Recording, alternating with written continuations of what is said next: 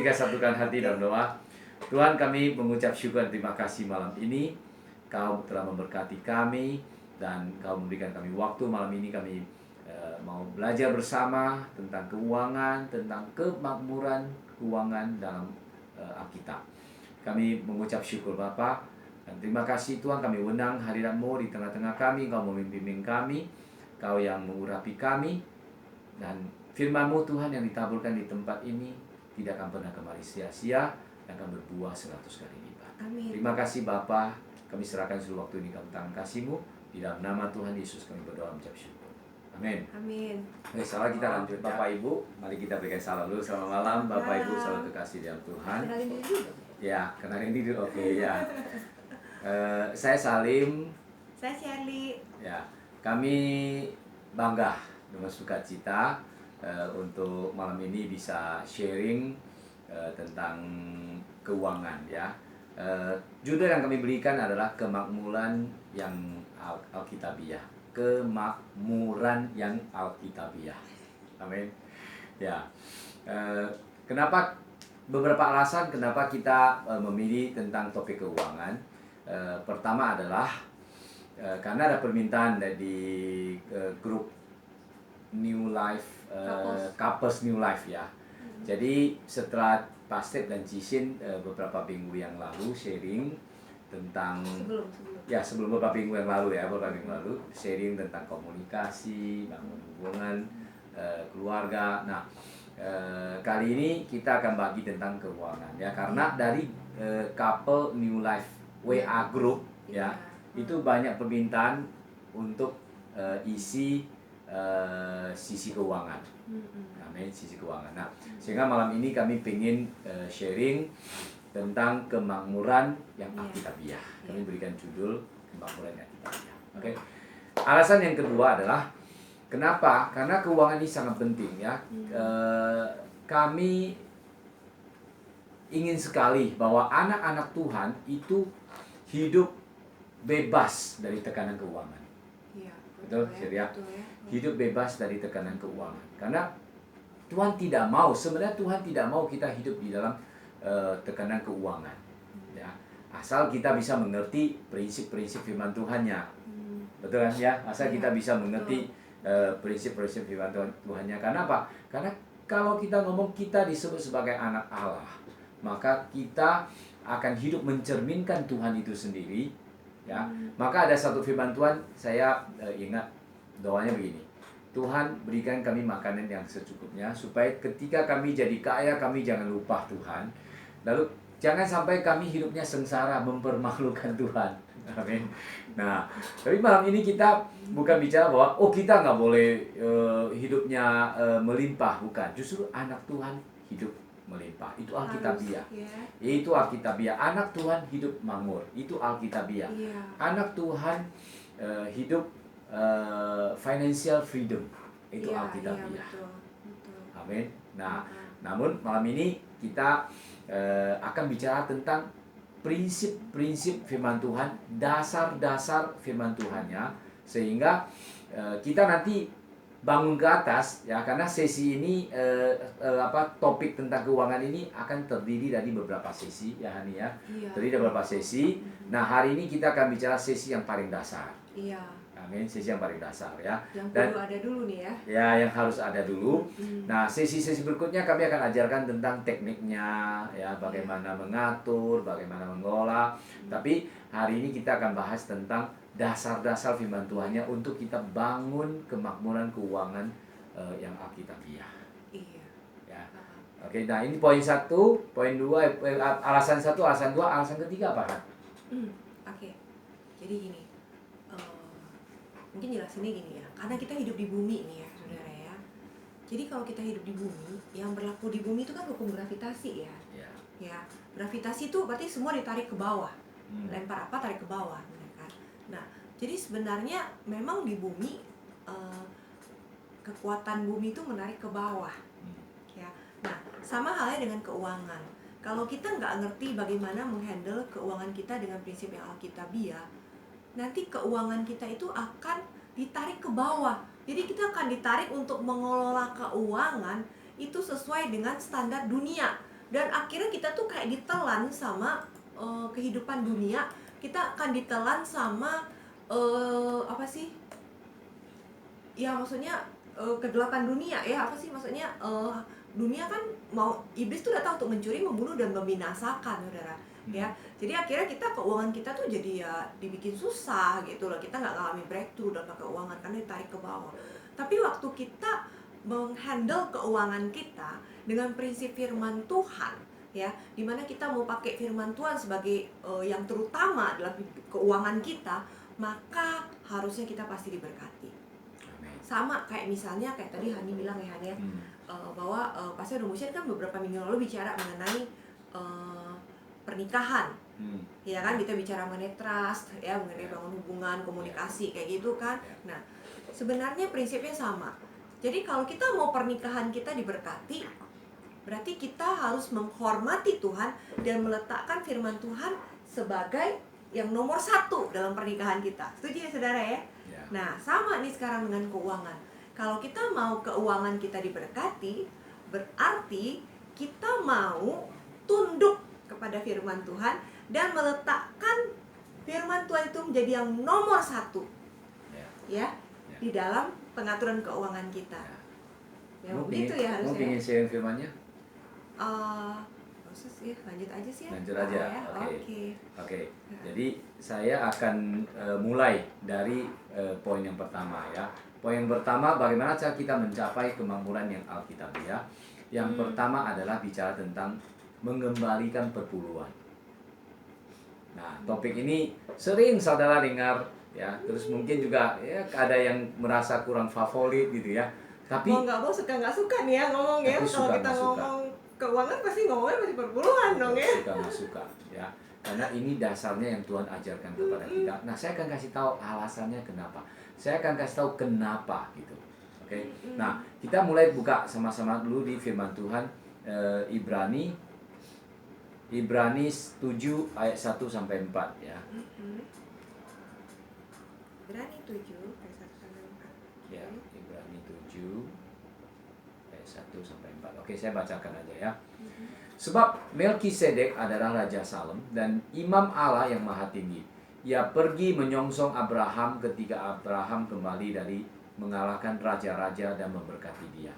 Kepadanya Abraham memberikan 1/10 dari semuanya. Ya, sekali lagi ya. Kepadanya Abraham memberikan 1/10 dari semuanya.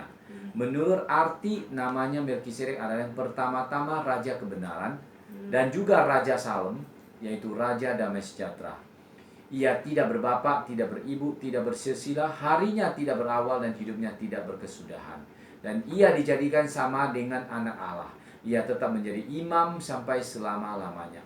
Camkanlah nomor 4 ini. Betapa besarnya orang itu yang kepadanya Abraham bapa leluhur kita memberikan 1/10 dari segala lampasan yang paling baik. Ya.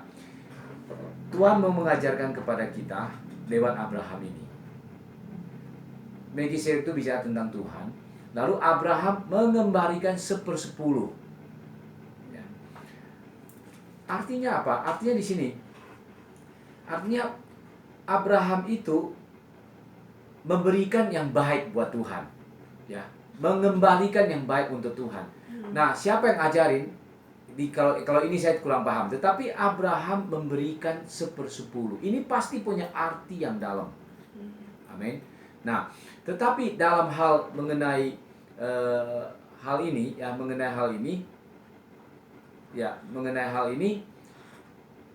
kita bisa belajar satu hal yang paling penting adalah Abraham menomorsatukan dulu untuk Tuhan. Karena dia diberkati ya. Karena dia diberkati. Dia sudah diberkati. Amen. Sehingga sekarang dia mau mengembalikan 10. Iya. Ya. Abraham mau mengembalikan 10. Abraham mau menjadikan Tuhan nomor 1. 10 itu nggak kecil loh. Ya saudara, 10% itu nggak kecil loh saudara. Mungkin kalau teman-teman yang ada uang 100.000 ngomong saya mengembalikan 10.000, mudah. Ya. Tapi saudara kalau udah pegang uang 5 juta, saudara mengembalikan 10/10 500.000. udah mulai hitung-hitung. Lumayan lah. Udah mulai hitung-hitung, 500.000 bisa berbuat banyak loh. Ya. Kalau saudara pegang uang 10 juta, saudara akan mengembalikan 1 juta. Saudara mulai hitung-hitung. Satu kulkas kan? Satu kulkas, 1 juta loh. Nah, kalau saudara pegang lebih lagi, lebih besar lagi. Betul. Dan kami alami saudara, kami alami tentang hal itu. Ya, kami alami hal itu. Nah, tapi Tuhan mau mengajarkan kita tentang ini yang penting. Kalau kita bisa mengembalikan 10% itu, sebenarnya kita mulai belajar menomorsatukan Tuhan dalam hal keuangan kita. Iya. Ya. Lalu yang kedua adalah kita mau belajar dalam perkara-perkara kecil. Iya. 10% karena 90% kan kamu pakai. Ya kan? 90% kita pakai, 10% kita kembalikan. Nah, 10% itu perkara-perkara kecil sebenarnya. Firman Tuhan ajarkan kita kalau kita setia terus dalam perkara kecil, maka Tuhan akan percaya kepada kita perkara-perkara yang besar. Nah, Tuhan sudah berjanji dalam firman Tuhannya kalau kita mengembalikan 10% itu. Ya. Di Maliaki 3, mari kita buka sama-sama, Maliaki 3 ayat 10. Maliaki 3 ayat 10. Oke. Bawalah seluruh persembahan persepuluhan itu ke dalam rumah perbendaharaan, supaya ada persediaan makanan di rumahku, dan ujilah aku, firman Tuhan semesta alam. Apakah aku tidak membukakan bagimu tingkap-tingkap langit, dan mencurahkan berkat kepadamu sampai berkelimpahan. Ya. Sekali lagi, bawalah seluruh persembahan persepuluhan itu ke dalam rumah perbendaharaan, supaya ada persediaan makan di rumahku, dan ujilah aku, firman Tuhan semesta alam. Hanya satu-satunya firman Tuhan yang bicara tentang keuangan dalam firman ini mengatakan bahwa ujilah aku. Oke? Nah, kalau Tuhan sampai ngomong uji, ini serius banget. Ini serius banget. Kalau kita sudah berani tabur, berarti kita uji Tuhan. Amin. Berarti maksudnya kita memperlihatkan kepada Tuhan, Tuhan ini walaupun perkara kecil saya setia. Tuhan, ya Tuhan, saya mengembalikan ini persepuluhan, saya setia. Amin. Nah, Tuhan memperhitungkan itu. Amin. Ya. Ada satu ayat lagi di Amsal 3 ayat 9. Coba kita buka sama-sama. Amsal 3 ayat 9 sampai 10 ya. Oke, saya akan bacakan. Amsal 3 ayat 9 sampai 10. Muliakanlah Tuhan dengan hartamu dan dengan harta pertama dari segala penghasilanmu, maka lumbung-lumbungmu akan diisi penuh sampai melimpah-limpah, dan bejana pemerahanmu akan meluap dengan air buah anggurnya. Amin. Firman Tuhan sampaikan kepada kita, muliakanlah Tuhan dengan hartamu dan dengan hasil pertama dari segala penghasilan. Hasil pertama dari segala penghasilan dalam hal ini adalah bicara tentang persepuluhan. Amin. Lalu ayat 10-nya Tuhan ngomong, maka lumbung-lumbungmu akan diisi penuh sampai melimpah-limpah, dan bejana pemerahanmu akan meluap dengan air buah anggurnya. Artinya apa? Kalau saya mengembalikan persepuluhan itu, Tuhan memberkati kita, lumbung-lumbung kita akan diisi penuh. Kita akan hidup dalam kemakmuran. Amin. Amin. Amin. Amin. Nah, nanti di akhir-akhir kami akan sedikit sharing kesaksian kami ya, tentang bagaimana kami melakukan hal ini. Amin. Iya. Oke. Ya. Saya lanjut ya. Ya, saya lanjut. Oke. Di Roma 12 saudara ayat 1 kita tuh ngerti, Tuhan bilang bahwa Tuhan mau kita mempersembahkan tubuh kita sebagai persembahan yang hidup, yang kudus, dan yang berkenan kepada Tuhan. Nah, saudara, sebenarnya saudara ya, itu bukan cuma tubuh. Saya percaya itu bukan cuma tubuh, tetapi sebenarnya itu adalah segala hal yang ada pada kita.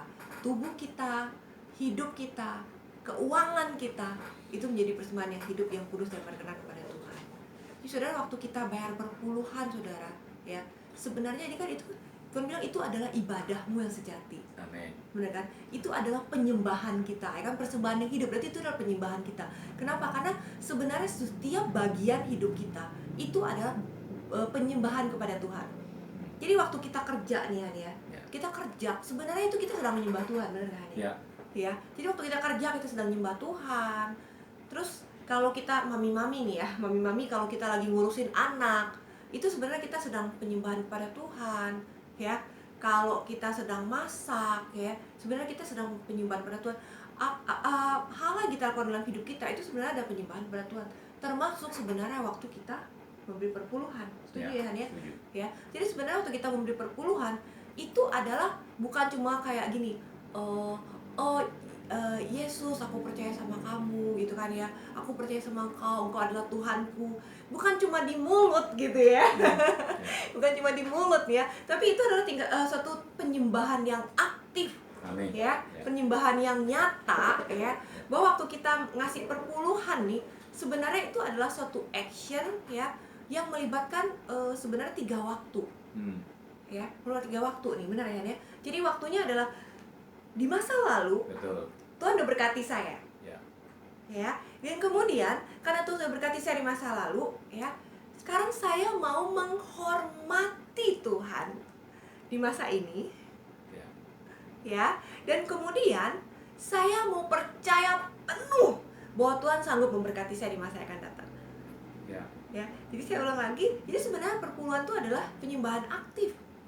Ya, dimana kita mempersembahkan keuangan kita sebagai persembahan yang hidup, yang kudus dan berkenan kepada Tuhan, ya, sebagai tindakan bahwa Tuhan sudah memberkati kita di masa lalu, dan sekarang kita mau menghormati Tuhan sebagai satu-satunya Tuhan yang harus kita hormati dalam hidup kita, dengan mengembalikan perpuluhan yang adalah miliknya Tuhan, dan kita mau percaya buat masa depan kita buat Tuhan. Ya. Nah, saudara, ternyata dalam perpuluhan ini ya, ada satu hal yang sangat penting dan kami belajar ya, kami belajar.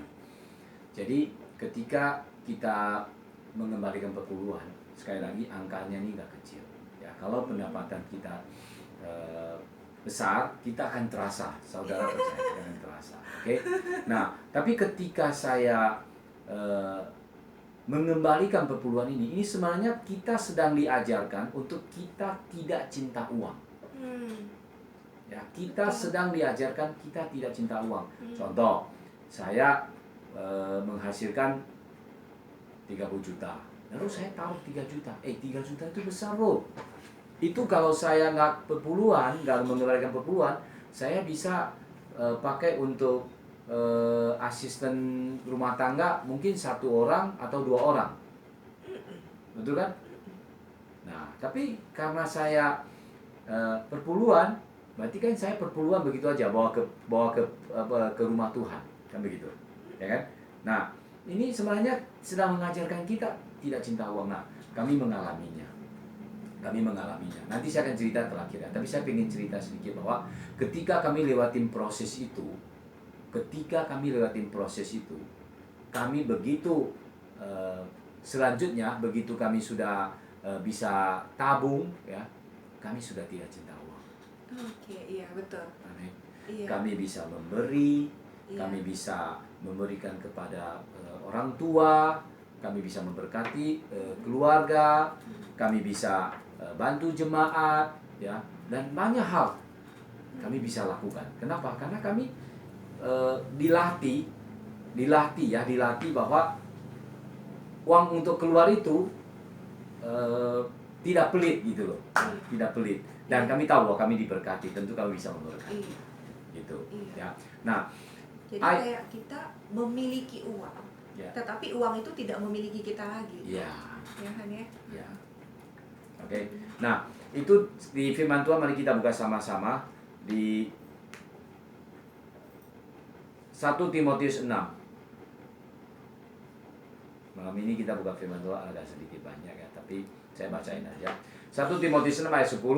Karena akar dari segala kejahatan ialah cinta akan uang. Sebab oleh memburu uanglah beberapa orang telah menyimpang dari iman dan menyiksa diri sendiri dengan berbagai-bagai duka. Ya, akar dari segala kejahatan adalah cinta akan uang. Jadi malam ini kita sharing tentang bagaimana supaya kita tidak cinta uang, tetapi kita butuh uang itu, namun kita mendapatkannya dan mengelolanya dengan baik, ya, dan menikmatinya dengan baik. Amin. Iya. Ya. Iya. Jadi sekarang kalau kita bayar perpuluhan bukan karena takut dihukum lagi ya, An ya? Bukan. Bukan ya. Bukan. Karena Roma 8 mengatakan tidak ada penghukuman bagi mereka yang dalam Kristus. Ya. Jadi kalau kita bayar perpuluhan itu bukan karena kita takut dihukum, tapi kita karena kita udah diberkati ya tadi Betul. ya. Betul. Jadi kita mau honor God ya, menghormati Tuhan dengan hidup kita ya, dengan keuangan kita ya. Terus kan masalah gini kan, kalau kita bicara nih ya, perpuluhan ya. Betul. Nah, kadang-kadang kita menghadapi kenyataan beberapa orang tuh punya utang, dan maksudnya itu kondisi keuangan yang cukup berat. Nah, terus kalau kita bicara perpuluhan terus gimana? Jadi begini, saya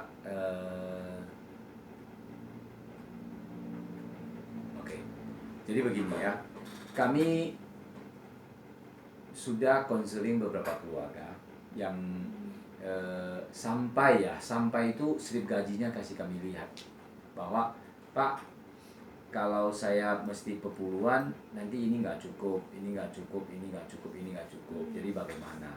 Pak, kalau kami perpuluhan, kami ya perpuluhan persembahan ini nggak cukup, ini nggak cukup, bagaimana? Ya.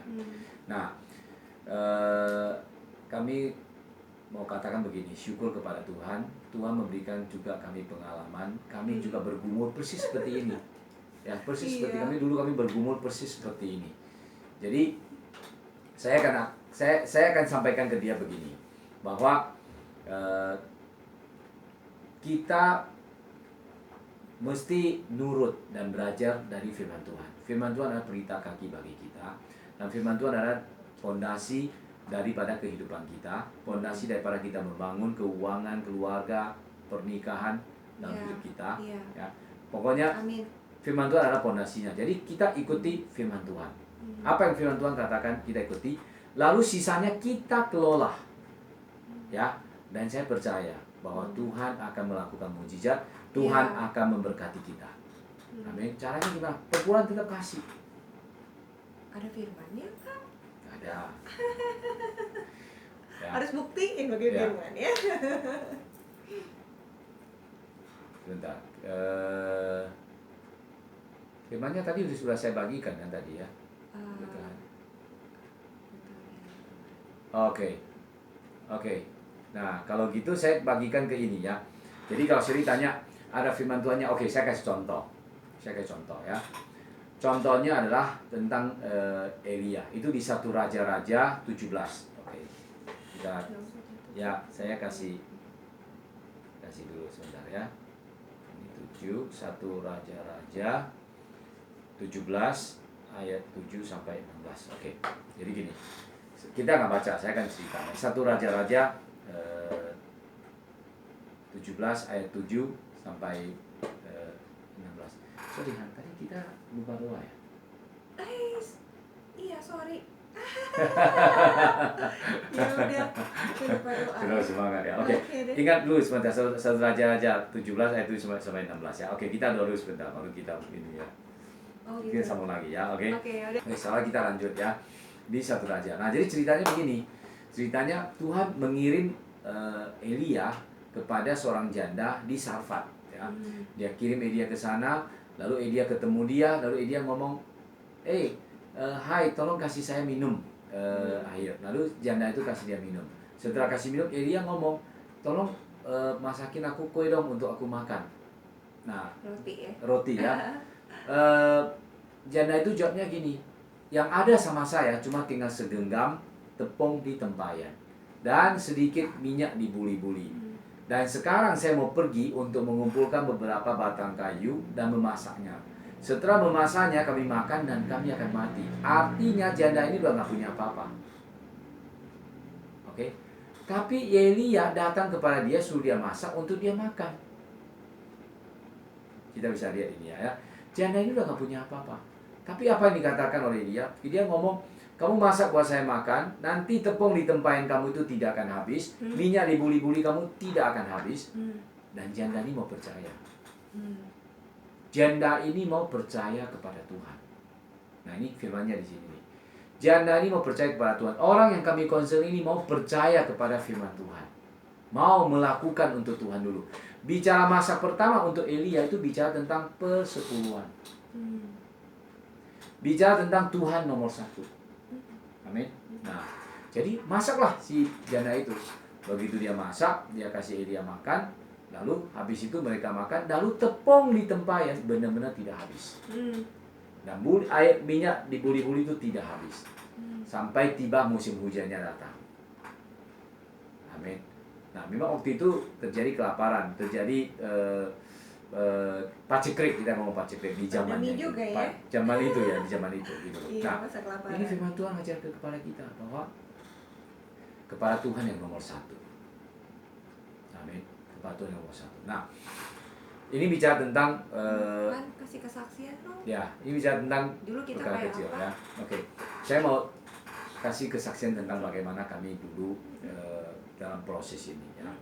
Jadi kita dulu ngalamin kayak janda ini juga ya. Jadi waktu kami dulu nikah pertama kali mengenal Tuhan.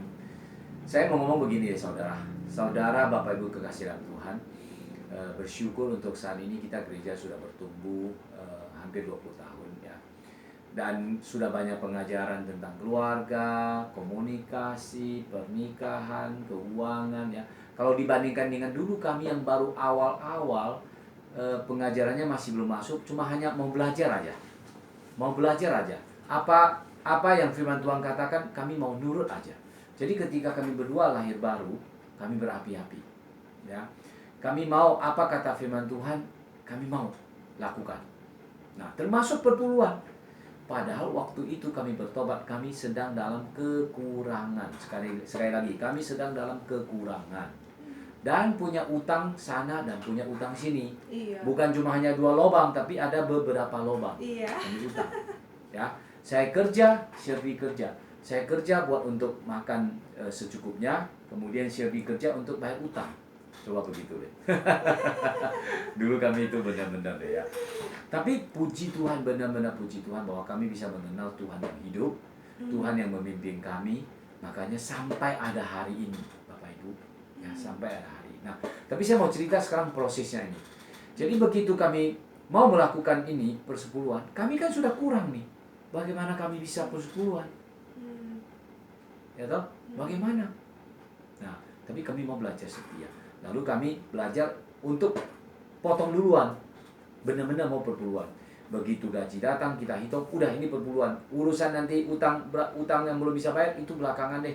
Pokoknya kita percaya, firman Tuhan ngomong, ujilah aku, apakah aku tidak membuka tingkap-tingkap langit buat kamu. Udah, kita setia, percaya aja.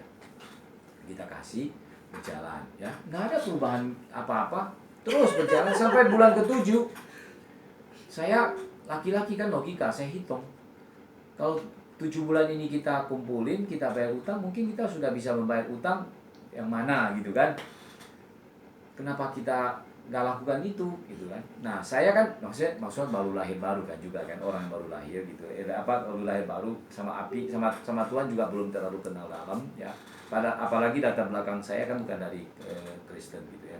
Jadi mengenal Tuhan itu yang mengenal Tuhan mengenal yang saat itu gitu. Nah, logika saya jalan, lalu puji Tuhan karena kita bertobat dua-duanya. Itu benar-benar saya ngomong anugerah Tuhan buat kita. Kalau suami istri dua-duanya bertobat, itu benar-benar anugerah Tuhan. Ketika saya sedang lemah, dia bantu saya. Dia nasihatin saya, Han, ini firman Tuhannya. Kita mau belajar setia. Percaya aja sama Tuhan. Tuhan pasti lakukan mujizat. Percaya aja. Nah, saya mau dikuatkan sama dia. Saya punya hati juga mau belajar. Ya sudah, kita lanjut. Oke, toh kita masih bisa makan. Ya sudah. Yes, gitu ya. Yes, gitu. Nah, lalu tetap terus mengembalikan perpuluhan. Namanya laki-laki pakai logika sampai yang ke-24 kali. Saya kepikir lagi, ngomong lagi gitu, hitung lagi. Wah, kalau ini berarti saya udah bisa bayar lumayan ini utang kita, ya kan? Nah, sekali lagi saya dikuatin saya lagi, bukain firman Tuhan lagi, ya. Saya dengar gitu kan, puji Tuhan. Akhirnya terus kita lakukan. Nah, sampai bulan ke-36. Jadi berarti udah 3 tahun. Ya, bulan ke-36. Itu kami terus mengembalikan perpuluhan. Nah, sampai bulan ke-36 itu kami mulai, sampai bulan ke-36 itu kami tetap perpuluhan. Nah, perpuluhan kami itu termasuk sampai kami sampai gali ke kartu kredit loh. Jadi benar-benar pernah ada hutang kartu kredit juga. Iya, benar-benar sebenarnya gini loh. Nggak ngerti tapi ngotot gitu loh. Nggak ngerti tapi ngotot, nggak ngerti seperti yang saudara Bapak Ibu sekarang yang belajar tentang keuangan yang bisa paham gitu. Tapi kami ngotot aja, pokoknya setia gitu. Cuma bisa biar minimum ya. Iya, cuma hanya bisa bayar minimum doang, tiap bulan bayar minimum gitu. Wah, luar biasa. Itu lubang sana lubang sini masih ada. Nah, tapi Tuhan melakukan mukjizat. Setelah 36 bulan, ya, saya mendapatkan bonus dari perusahaan, bonus penjualan. Lalu bonus itu saya kasih tahu Shirley, kita dapat bonus. Oke, kita bayar utang yang satu ini, gitu. Ya, oke, kita sepakat. Lalu berjalan, kemudian ada kenaikan gaji juga, ya. Iya. Sedikit kenaikan gaji, dapat bonus lagi. Sedikit kenaikan gaji, tambah bonus ini, bayar lagi ke utang. Nah, saya ingat betul, dalam 1 tahun, jadi tahun keempat, bulan ke-37, oke, bulan ke-37 kami bisa bayar utang, kemudian seterusnya, ada bonus, ada kenaikan gaji, kami bayar utang. Ada bonus, ada kenaikan gaji, saya bayar utang. Ada bonus lagi, saya bayar utang. Sampai tahun keempat, semua utangnya habis. Wah, puji Tuhan banget. Tuhan lakukan mukjizat, benar-benar. Nah, terus setelah itu 4 tahun, setelah 4 tahun itu kan sudah nggak ada utang lagi kan, ya. Iya, terus benar. Bonus yang kelebihan, yang kenaikan gaji itu jadi tabungan. Iya. Ya, ternyata kami tidak foya-foya loh. Ternyata karena udah biasa. Iya, sudah biasa diproses gitu loh. Dari proses susah. waktu kita hidup susah itu kita kontrol keuangannya ketat. Shirley mesti catat. Nah, ini teknik-tekniknya nanti akan kita sharing di sesi-sesi berikutnya. Shirley itu catat belanja apa, pasar belanja apa, dia catat jelas. Saya waktu itu pakai apa, saya catat jelas, sehingga saya uang keluar ini saya tahu itu kemana. Jadi nggak galau gitu loh. Kok pegang uang habis. Karena dulu waktu kami kerja, kenapa kami bisa banyak utang? Waktu kami kerja bukan kami gajinya kecil loh. Oke. Saya dapat gajinya lumayan, tapi pengeluarannya itu besar. Saya juga nggak ngerti. Pokoknya uang itu masuk licin gitu loh.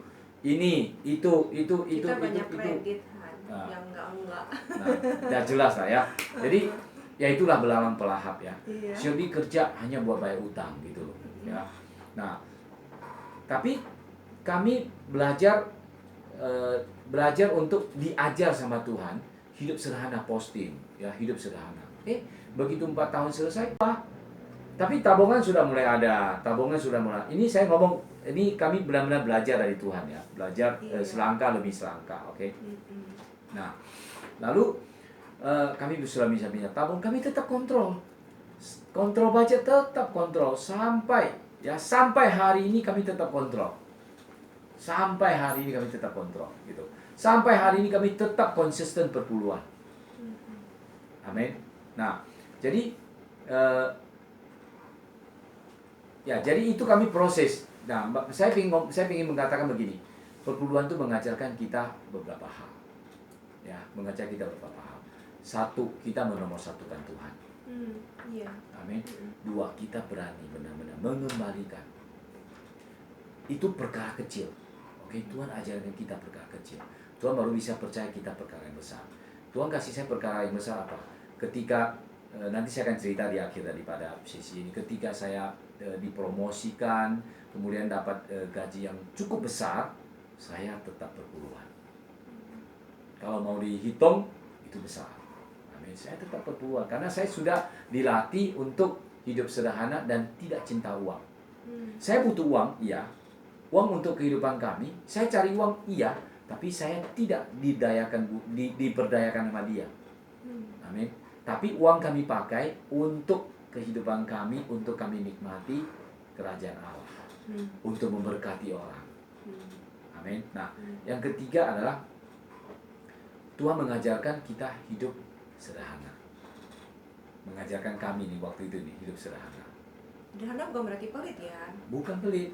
Kami kami memberi ke orang tua, ya, kami memberkati saudara, ya dengan kita suami istri ya sepakat, kami memberkati jemaat, ya, dan kami bisa pergi jalan-jalan, kami punya posting jalan-jalan, kami punya posting beli baju, ya, macam-macam. Ya, bisa menikmati hidup tapi nggak pelit ya. Begitu ya. Okay. Nah ini sekarang kita akan masuk poin kedua ya, dasar untuk meletakkan kemakmuran keuangan yang alkitabiah adalah pertama perpuluhan, kedua adalah memberi atau persembahan. Nah ini Sylvia akan sampaikan. Iya, selain perpuluhan saudara ya, kita juga perlu memberi ya. Nah persembahan itu ibaratnya itu benih saudara ya. Nah tadi kita Pak Sarif tadi udah bacain ya, bahwa Tuhan akan membukakan tingkap-tingkap langit dan mencurahkan berkat bagi kita sampai berkelimpahan, ya kan? Dan Tuhan berjanji akan menghalau belalang-belalang. Jadi kalau tadi saya bilang bahwa persembahan itu ibarat benih, ya. Kalau misalnya saya petani ini ya, berarti saya kalau misalnya gini, saya nggak kerja, saya diam-diam aja juga Tuhan gimana mau datangin berkat, bener kan? Tapi kalau saya petani, berarti saya harus kelola tanahnya. Nah waktu saya kelola tanahnya, saya butuh benih dulu dong buat ditanam. Setuju kan saudara ya? Nah, waktu saya mau kelola benih buat ditanam, itu yang namanya persembahan. Ya, itu benih kita. Jadi seolah saya sedang memasukkan benih ke dalam tanah saya. Waktu saya memberi, saya sedang masukin benih ke tanah. Saya sedang masukin benih ke tanah. Saya sedang masukin benih ke tanah. Dan saya tabur benih itu ke tanah yang subur. Dan kemudian nanti Tuhanlah yang akan membukakan tingkap-tingkap langit, ya. Yang tadi perpuluhan saya, Tuhan berjanji Tuhan akan membukakan tingkap-tingkap langit, dan Tuhan yang akan mencurahkan berkat buat tanah saya, dan Tuhan akan menghalau belalang buat tanah saya, ya. Jadi sebenarnya kita juga perlu bayar persembahan, walaupun buat saudara yang kayak tadi ya contohnya ya, kayak misalnya yang lagi susah banget, mepet banget, prioritaskan aja dulu perpuluhan, ya. Tapi sebenarnya kita juga perlu menabur ya di luar itu ya. Oke. Nah, terus kita lanjut nih Han ya. Kalau kita misalnya nih Han, suami istri nih, harus gimana caranya tuh ya? Misalnya aku mau seberapa, kamu mau seberapa? Ini bicara persembahan ya. Iya. Ya kita harus sepakat. Kan udah 1/10 kita ya? harus sepakat ya, kita sepakat. Makanya gini, kalau suami istri, ini saya bicara case pertama, suami istri yang sudah sama-sama bertobat ya, lahir baru ya, kita sepakat itu enak ya. Iya sih. Maksudnya kita memang harus sepakat gitu, tapi maksudnya enak gitu sepakatnya dibandingkan dia belum mengenal Tuhan, saya kenal Tuhan, kan susah ya kan. Pasti saya jalan sendiri, atau sebaliknya saya belum kenal Tuhan, dia kenal Tuhan, dia akan jalan gitu. Nah tapi kalau sudah sepakat, firman Tuhan ngomong bahwa kalau dua orang di dunia ini sepakat, apapun yang diminta Tuhan akan beri. Iya. Jadi kami sepakat untuk persembahannya ya, kami doakan persepuluhan, kami doakan persembahan ya, kami percaya bahwa benih-benih ini akan bertumbuh 100 kali lipat. Iya. Amin. Iya. Ya. Nah, terus mau cerita nih ya. Ya. Oke.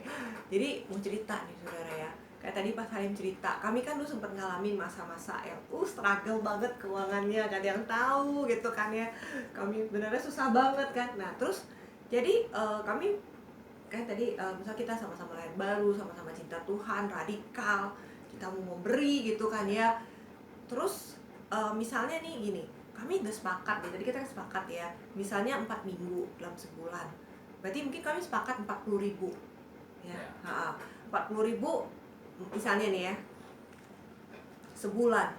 Terus kita, oke ini harusnya 10.000, bener kan? Kenyataan nih saudara ya, minggu pertama 10.000, minggu kedua 10.000, minggu ketiga itu keuangan tuh udah menipis, udah susah. Amin ya, udah susah banget kan. Terus akhirnya turun deh dari 10.000 misalnya turun ke 5.000. Kita pernah ngalamin kayak gitu ya. Terus minggu keempat, alamak lebih parah lagi, lebih nggak ada duit nih, bener-bener tuh tinggal gajian doang gitu kan ya. Akhirnya turun 2.000. Contoh ya. Pokoknya angkanya mulai turun. Kami ngalamin masa-masa kayak gitu, dimana kami punya hati untuk memberi, tapi uangnya kesenggol terus dan habis gitu. Saya akhirnya kita ketemu ide ya waktu itu ya, Ya. ya kita ketemu ide nih. Jadi akhirnya kami sisihin langsung. Jadi perpuluhan kami sisihin. Pokoknya perpuluhan begitu habis gajian ya. Ya. Kita pilih yang cantik-cantik ya. Nah, kalau perempuan cerita yang cantik-cantik ini aku lucu nih. Jadi itu kan berawal dari keyakinan kita dulu sebelumnya ya. Saya masih ingat waktu kita mau sembahyang gitu ya. Kita beli buah yang bagus ya, dikasih kertas merah yang lingkar-lingkar di atas, gunting ini gunting itu, tempe supaya bagus gitu untuk persembahkan kepada Tuhan yang dulu kan begitu kan ya. Terus kami dapat pengertian itu kalau ini buat perpuluhan Tuhan, kita harus kasih yang bagus. Nah, jadi ketika kita mau, dulu itu nggak pakai transfer, masih semua masuk amplop. Kita pilih lembarannya yang paling bagus, simpan-simpan buat masuk amplop, buat perpuluhan. Iya. Dan disegel ya, dilem ya amplopnya ya. Tuhan tuh lihat hati. Iya. Ditutup tuh amplopnya, soalnya kalau nggak licin ya. Pas lagi kepepet duit bahaya. Jadi perpuluhan demikian, persembahan demikian. Jadi kita akhirnya dapat ide, kita mau persembahkan contoh 40.000. Ya sudah, kita bagi 4 minggu. Jadi 10.000, 10.000, 10.000, 10 langsung dimasukin ke amplop, langsung disegel, taruh di laci. Jadi enak, setiap kali minggu mau ke gereja, enteng, tinggal ambil amplop satu. Nanti mau persembahan, udah saya persembahkan. Iya. Jadi sejak kami ketemu ide itu, kita bisa kasih persembahan sesuai dengan kesepakatan kita, sesuai dengan iman kita yang dari awal, nggak kesenggol lagi gitu. Nah, waktu itu kita nggak ngerti tuh, ya kan ya, kita nggak ngerti. Jadi masalah kita, mungkin waktu itu Roh Kudus kasih kita hikmat, sisihin gitu. Jadi waktu itu saya nggak ngerti, ya sih kita cuma lakuin aja karena kita punya hati gitu kan. Ternyata waktu baca firman, itu ada ayatnya tuh. Ya kan ya. Nah, di 1 Korintus 16 ya, 1 Korintus 16 ayat 2. Sebenarnya itu bicara mengenai pengumpulan dana misi. Paulus tulis itu mengenai pengumpulan dana misi buat orang-orang kudus gitu ya. Nah, kepada jemaat di Korintus. Tapi ternyata Paulus mengajarkan prinsip yang selama ini kita udah lakuin waktu itu ya. Jadi Paulus bilang begini, pada hari pertama tiap-tiap minggu ya, hendaklah kamu masing-masing sesuai dengan apa yang kamu peroleh. Nah, ini juga prinsip waktu kita memberi, saudara ya. Kita memberi sesuai dengan apa kita peroleh.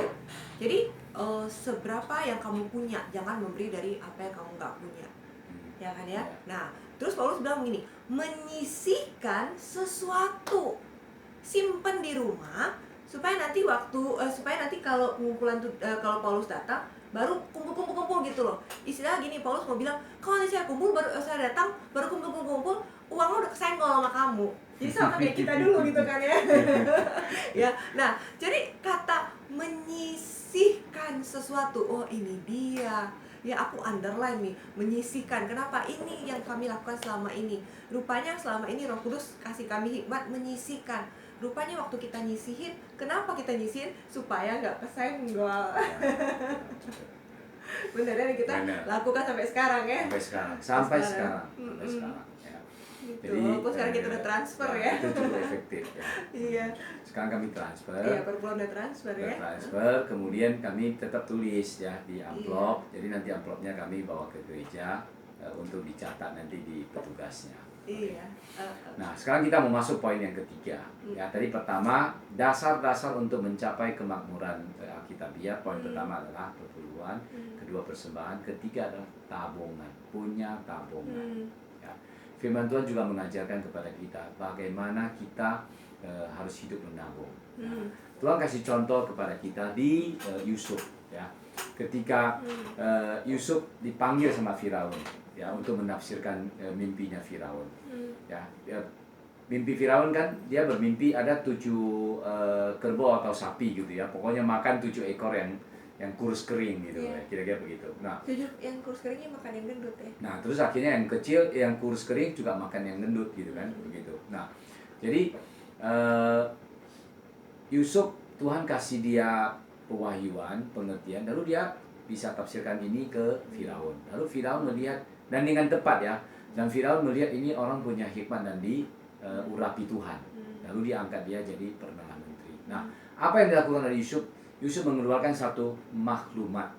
Ya, memberikan satu instruksi lah kira-kira begitu. Hikmat dari Tuhan Ya, ya. bahwa semua hasil dalam 7 tahun kemakmuran ini, 7 tahun kelimpahan ini, 7 tahun kelimpahan ini harus menyisikan 1/5. 1/5 itu berarti 20%. Ya, 1/5 itu 20%. Jadi semua kelimpahan harus sisihkan 20%, 20%, 20% selama sepanjang 7 tahun. Ya, selama sepanjang 7 tahun. Nah, lalu datanglah 7 tahun kelaparan itu. Tiba waktunya. Ya, tiba waktunya. Nah, 7 tahun kelaparan ini, apa yang dikumpulkan 20% gandum-gandum ini ternyata dijual pada saat itu. Pada saat kelaparan itu, ya. Nah, ada yang sampai uangnya sudah habis, harus tukar tanah dengan gandum, ada yang tukar hewannya dengan gandum, ya. Nah, akhirnya Yusuf mengumpulkan ini banyak sekali, harta benda banyak sekali ini untuk kepada Firaun. Iya. Ini mengajarkan Dan kita mereka apa? sangat diberkati ya. Ya. Ini mengajarkan kita apa? Mengajarkan kita harus punya tabungan. Ya. Yusuf mengajarkan kita tabung 20%. Nah, pada zaman modern ini, ya, tabungan itu juga sangat penting buat kita. Buat kita kehidupan pribadi ini tabungan sangat penting. Amin. Lebih-lebih kalau kita punya tabungan, begitu ada yang BU, ya contoh butuh duit, oh saya mau jual nih barang saya ini, dan barang itu ternyata berguna buat kamu untuk mengembangkannya, kamu bisa beli karena kamu punya tabungan. Iya. Ada orang yang mau jual ruko karena butuh uang. Ruko itu bisa dikembangkan, disewakan lagi, dia bisa beranak lagi uangnya. Kita beli dengan harga yang murah, begitu kan? Atau pintu-pintu investasi terbuka buat kita, kita bisa masuk. Nah, inilah yang membuat kita mencapai kemakmuran keuangan yang alkitabiah. Ya, sampai pada akhirnya kita bisa financial freedom. Nah, begitu. Jadi sebenarnya kita menabung buat investasi. Buat investasi. Benar betul, ya? buat investasi. Karena waktu kita tidur, uangnya menginvestasikan dirinya sendiri. Ya, Ya. betul. Ya. Nah, nanti ada satu cerita, Shirdi akan cerita tentang orang ini anak Tuhan, ya, dan dia melakukan prinsip-prinsip firman Tuhan, ya, dan hidupnya sangat diberkati. Iya. Saudara pernah dengar nama seorang miliuner ya, salah satu orang terkaya yang sejarah mencatat orang ini sebagai orang terkaya yang pernah ada, melebihi Bill Gates, saudara. Ya, itu beliau bernama John D. Rockefeller. Ya, beliau kalau dihitung kekayaannya, itu kan beliau waktu itu hidup sekitar zaman Perang Dunia ya. 1900 sampai 1930. Dia kan meninggalnya 1930. Iya, berarti ya sekitar Perang Dunia ya. Ya, berarti Perang ya Dunia pertama, sedang di situ ya, sedang di situ. Nah, itu waktu itu dihitung kekayaannya aja. Itu kalau dibandingin sama Bill Gates sekarang, Bill Gates tuh harus kejar 50 tahun buat menyamai beliau. Wow. Ya, gitu. Nah, beliau ini apa yang bikin hebatnya gitu ya apa yang bikin hebatnya nih, jadi gini, beliau ini seorang Kristen ya, yang cinta Tuhan, seorang Kristen yang saleh, yang tertanam di gereja ya. Beliau komitmen untuk hidup kudus sama Tuhan ya, nggak minum alkohol kan, waduh, nggak ngerokok sama sekali, dan walaupun kaya banget, cuma 1 istri seumur hidup. Ya, nah, saudara, beliau ini bukan anak orang kaya loh ya. Dulu. Jadi awalnya juga dari orang nggak punya. Ya, beliau kemudian menjadi kaya tuh waktu investasi di minyak. Ya, nah, yang aku belajar nih ya, aku belajar dari orang ini adalah gini. Dari sebelum beliau kaya, beliau tuh udah komitmen untuk hidup sama Tuhan. Beliau gini,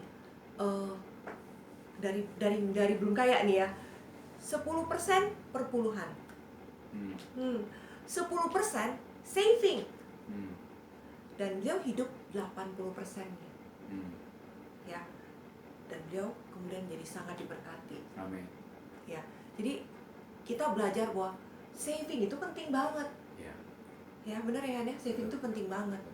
Nah, cuma masalahnya sekarang gini nih, kalau kita belajar saving itu penting banget, terus ada orang bilang gini, Pak, boro-boro mau saving, bayar per puluhan aja mau ngos-ngosan. Kita pernah kayak gitu kan ya? Yeah. Terus gimana kalau kayak gitu? Ya, jadi gini, ini kembali lagi tentang bicara perkara kecil yang Tuhan mau ajarkan kita untuk kita lakukan. Ya, saving itu kan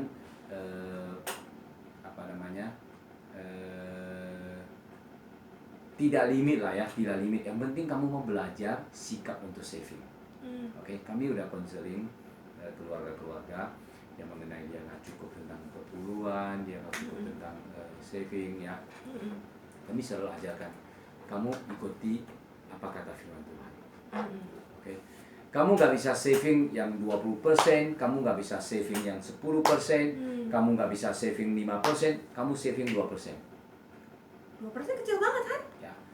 Kamu mulai, yang penting kamu punya langkah. Kamu bisa jalan 1000 langkah, itu dimulai dari 1 langkah. Nah, Tuhan mau ajarkan kita. Tapi bukan berarti kamu nanti begitu bertumbuh keuangan kamu tetap 2% terus. Enggak, kamu harus belajar beriman untuk melangkah lebih besar. Jadi 2 jadi 5 jadi 10 gitu ya. 20 gitu ya. Kan tadi hamba Tuhan itu udah dicontoh. Kemudian Yusuf contoh 20%. Ya kan? Nah, jadi yang paling bagus sebenarnya berapa persen? Ya, kalau kamu sanggup untuk persennya 20 ya 20%. Ya kan? Kalau kamu sanggup lebih daripada itu ya nggak apa-apa, ya kan? Nah, contoh sekarang yang anak Tuhan, episode yang tidak anak Tuhan. Jepang mengembangkan satu budaya bahwa setiap income-nya yang mereka dapat, mereka mau tabung 25%. Mendorong rakyatnya untuk bisa menabung 25% dari income yang mereka dapat. Wah. Nah, Tuhan kalah dong ya. Nah, ini angka ini tergantung kita ya, Tapi maksudnya saving ini adalah alkitabiah. Iya. Saving ini adalah benar. Amin. Kita harus punya pegangan supaya kita bisa bertumbuh makmur, bertumbuh financial freedom. Amin. Alkitabiah Tuhan ya. Alkitabiah. Nah, ini ada satu ayat firman Tuhan di Amsal 21. Ya, kalau kita lihat Amsal 21, coba kita buka sama-sama. Amsal 21 ayat 20 ya. Amsal 21 ayat 20 ya. Oke. Firman Tuhan bicara begini. Harta yang indah dan minyak ada di kediaman orang bijak, ya, di kediaman orang bijak. Tetapi orang yang bebal memboroskannya. Sekali lagi, harta yang indah dan minyak ada di kediaman orang bijak. Tetapi orang yang bebal memboroskannya. Oke. Nah, artinya apa? Orang bijak ini dia mengumpulkan harta-harta yang baik, ya. Dia mempunyai minyak itu kan bicara tentang kehidupan ya. Dia mempunyai makanan yang baik. Nah, tapi orang bebal memboroskannya. Ada berapa? Habis. Ada berapa? Habis. Tapi orang bijak mengumpulkannya, menata dengan baik, ya, punya tabungan, punya makanan gitu. Mereka bisa atur demikian. Nah, pengaturan ini akan kami ajarkan, akan kami sharing di sesi-sesi berikutnya. Ini mau bacain NIV-nya enggak? NIV-nya kamu yang baca ini. Oke. Iya, aku bacain ya. Ya, Proverbs 21 ayat 20 ya, NIV ya. Dan bahasa Inggris. Iya, oke, NIV New International Version. Dia tulisnya begini, Saudara. The wise store up choice food and olive oil, but fools gulp theirs down. Artinya, orang kayak tadi Hani ngomong, Han. Jadi orang bijak, dia tuh simpan makanan pilihan dan minyak zaitun. Kita tahu minyak zaitun mahal ya. 1 liter aja berapa ya, Han ya? Hampir 200.000 ya kan? Tetapi orang bebal habisin semuanya. Ya. Jadi memang Tuhan ngajarin, ini Alkitab ngajarin kita bahwa sebenarnya kita nabung tuh alkitabiah banget. Ya, orang bijak simpen yang bagus. Ya, simpan yang bagus, tapi orang bebal habisin semuanya. Kita nggak mau jadi bebal dong ya. Nggak mau. Nah, tapi sebenarnya sangat miris juga ya. Kami mendengar ya, ada orang-orang yang percaya Tuhan, tapi sampai pada masa tua pun mereka tetap masih hidupnya bergumul, ya, masih bergumul dalam hal keuangan ya. Sangat miris lah ya. Nah, saya sangat mendorong bahwa Bapak Ibu Saudara yang mendengar malam ini, sharing ini, mari kita belajar sama-sama. Iya. Ya, mari kita mengalami kemakmuran keuangan yang alkitabiah. Betul. Amin. Betul. Ya, kita mau hari tua kita itu hidupnya baik, makmur, ya, gak ada beban gitu loh dalam keuangan. Nah, bahkan saya ingin katakan begini, harusnya kita ini orang benar, ya, kita ini mewariskan untuk anak cucu kita. Amin. Betul. Nah, kalau prinsip yang dulu kita belajar adalah sering saya dengar juga bahwa kalau orang tua nanti harusnya minta sama anak, anak nanti yang menghidupi dia. Nah, itu cara-cara pikir dulu. Iya, Oke, mungkin waktu itu budayanya begitu. Nah, tapi apa kata kebenaran firman Tuhan? Kebenaran firman Tuhan adalah kita ini mewariskan sesuatu untuk anak cucu kita. Iya. Jadi kita ini sebenarnya diberkati makmur. Bagaimana kita bisa mewariskan kalau kita nggak makmur? Betul kan? Betul sih, Han. Betul banget. Ya kan? Betul banget. Ya. Dan tadi ngomong soal kemakmuran ya, kenapa kita bicara kemakmuran tuh ya? Karena sebenarnya itu alkitabiah banget. Ya, buat Tuhan tuh memang maunya kita makmur. Bener ya, Han ya? Nah, saudara, kita buka Mazmur 35:27. Kita buka sama-sama, buat saya buktiin sama saudara nih ya. Buat Tuhan memang maunya kita makmur. Cuma saya buka bahasa Inggrisnya, saudara ya. Kenapa? Karena bahasa Indonesia sedikit terjemahannya kurang tepat, ya. Berapa ayatnya? Mazmur 35 ayat 27. Ya, aku bacain ya. Let them shout for joy and be glad. Ya, biar ini benar sih, biar saudara bersuka cita ya. Amen.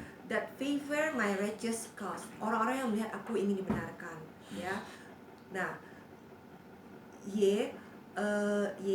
let them say continually, ya. Let the Lord be magnified. Biar Tuhan dimuliakan, ya.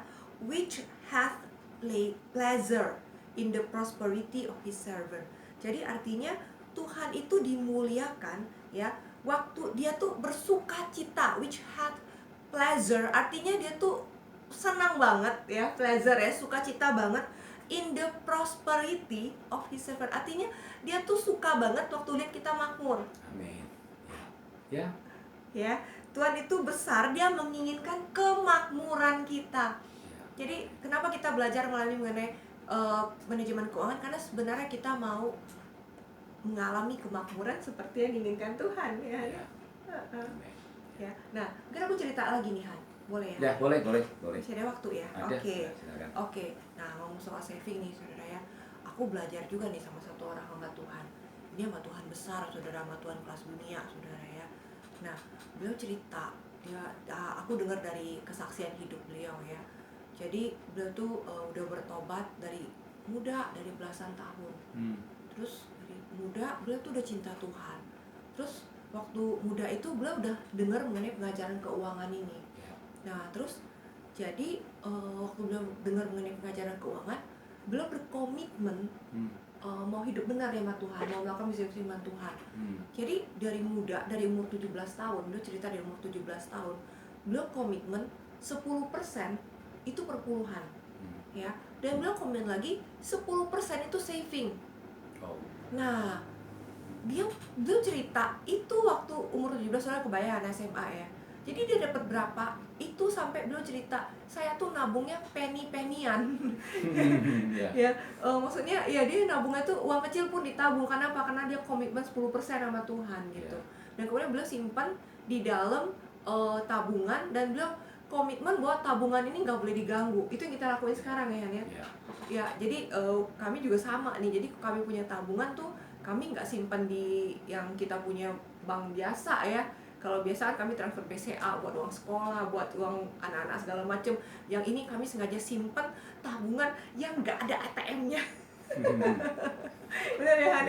Ya, kami ATM yang ini kami singkirkan, kami nggak aktifin sama sekali. Jadi ini benar-benar buat tabungan doang. Kenapa? Habis kalau ATM licin. Ya, nah jadi aku lanjut ya ceritanya sama Tuhan itu ya. Jadi kami juga belajar nih sama nih gitu. Nah terus beliau tetap komitmen. Nah ini penting ya. Kenapa? Karena beliau ngajarin bahwa yang paling gak gampang buat orang Kristen itu adalah yang namanya konsistensi. Ya. Jadi waktu kita ngerti prinsip firman Tuhan mengenai perpuluhan, kita ngerti prinsip Tuhan mengenai saving, banyak orang lakuin tapi nggak konsisten tuh. Bener ya? Akhirnya mereka udah OTW gitu ya, udah OTW menikmati berkat, gatot. Nggak nyampe. Gatot ya. Kenapa? Karena masalahnya di konsistensi itu. Nah, beliau cerita bagaimana beliau konsisten ikut Tuhan, bayar perpuluhan dan nabung dari umur 17 sampai kemudian beliau menikah, sampai beliau sekarang beliau tuh udah di atas 60-an ya. Tapi sekarang beliau itu berkelimpahan. Kenapa? Karena tabungan yang beliau tabung dari muda itu sekarang menginvestasikan dirinya. Sehingga sekarang beliau di masa tuanya itu hidup dalam kelimpahan. Dan beliau menikmati bagaimana ini yang namanya financial freedom, di mana beliau bebas melayani keliling dunia, nggak pusing keuangan di masa tua. Kenapa? Karena beliau udah nabung di masa muda. Dan ini hamba Tuhan, aku belajar ya. Maksudnya aku belajar gini, ini orang sangat diberkati. Buku-bukunya itu dicetak dan menjadi best seller berulang kali. Ya. Tapi maksud aku belajar gimana ya, maksudnya gini, beliau ini nggak boros gitu. Beliau cerita bahwa beliau bukan orang yang pelit, tapi beliau nggak boros. Beliau cerita aja ya, misalnya contoh ya, beliau pakai mobil itu, mobilnya itu Ford yang umurnya udah 15 tahun. Ya, oke. Beliau bilang, ini bukan saya nggak bisa beli mobil baru, tapi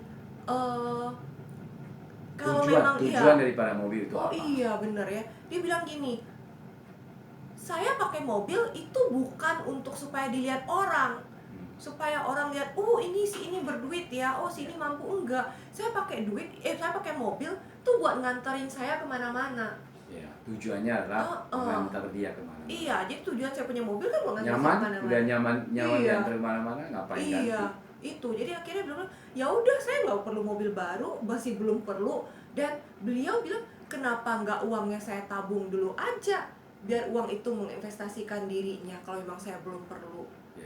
Iya ya, jadi maksudnya beliau mengajarkan bahwa bukan kita nggak menikmati hidup gitu ya. Tapi maksudnya saving itu penting. Ya, betul saudara. Jadi ini yang tadi saya katakan bahwa saving ini Tuhan ajarkan kita adalah perkara kecil juga ya. Mengumpulkan sedikit demi sedikit, ya, maka akhirnya akan menjadi banyak. Amin. Itu firman Tuhannya juga ada. Kita buka sama-sama di Amsal lagi nih. Ya, di Amsal 13. Amsal 13 ayat 11. Amsal 13 ayat 11. Harta yang cepat diperoleh akan berkurang, tetapi siapa yang mengumpulkan sedikit demi sedikit akan menjadi kaya. Saya ingin katakan di sini bahwa siapa yang mengumpulkan sedikit demi sedikit, dia akan menjadi kaya. Artinya apa? Konsistensi. Kamu ada kumpul, ini kamu akan menjadi kaya. Kamu akan menjadi banyak. Amin. Nah, ini bicara tentang konsistensi ya. Jadi mari kita belajar tentang setiap perkara kecil, kemudian konsistensi ya. Sebelum kami selesai, saya ingin bagikan sedikit tentang cerita kesaksian kita ya. Cerita ya. Nah, jadi kita tutup dengan cerita ya. Ya, kita tutup dengan cerita. Oke. Ya. Jadi saya ingin cerita begini ya, bahwa ketika kami belajar tentang persepuluhan, kami belajar tentang persembahan, kami belajar tentang tabung ya. Nah, ketika kami selesai ya, maksudnya selesai 4 tahun itu, nah kemudian kami mulai terus tabung ya. Terus tabung. Nah, tahun 2015 kan saya resign dari Sinamas Group ya. Nah, tapi sebelum tahun 2015 itu bosnya Sinamas Group itu benar-benar memberikan aku gaji yang cukup besar ya.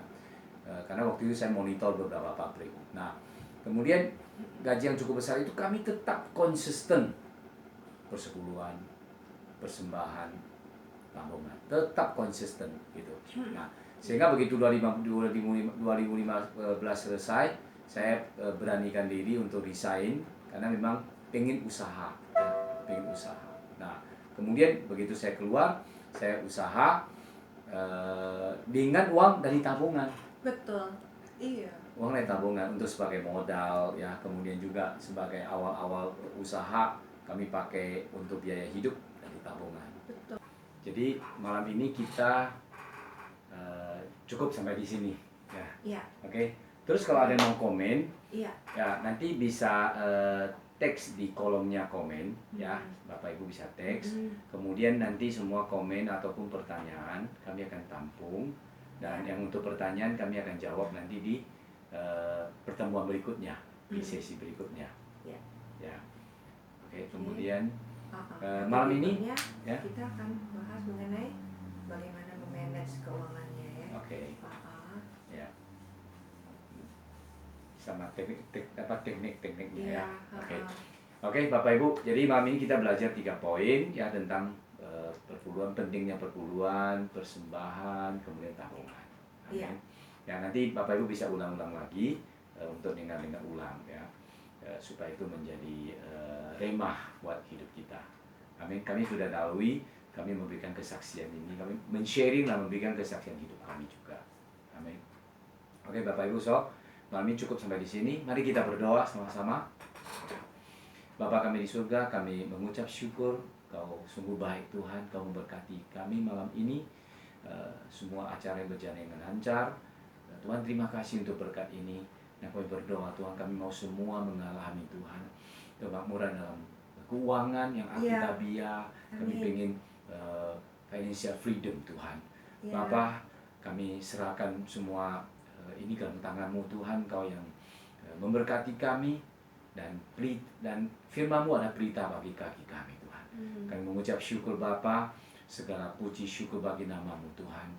Dan Bapa, kami berdoa Tuhan untuk malam ini firman yang ditaburkan Tuhan akan bertumbuh 100 kali lipat Tuhan. Memberkati setiap kami, dan kami semua mau bertumbuh Tuhan menjadi orang yang punya kemakmuran di dalam keuangan yang akitabiah. Terima kasih Bapak, kami mengucap syukur Bapak, segala puji hormat syukur bagi nama-Mu. Di dalam nama Tuhan Yesus kami berdoa ucap syukur. Semua percaya katakan amin. Oke. Malam Bapak Ibu, bye bye, sampai ketemu di sesi berikutnya. Tuhan Yesus memberkati.